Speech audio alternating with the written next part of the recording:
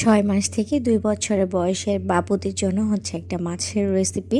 খুবই সহজভাবে আপনারা রান্না করে নিতে পারবেন। তো আমি হচ্ছে অলিভ অয়েল দিয়ে রান্নাটা করব। আপনারা চাইলে যেকোনো তেল দিয়ে করতে পারেন।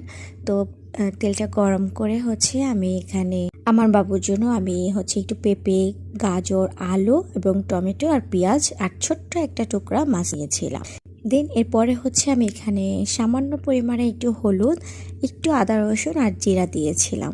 দেন এটাকে একটু হালকা তেলে ভেজে তারপর হচ্ছে পানি দিয়েছিলাম।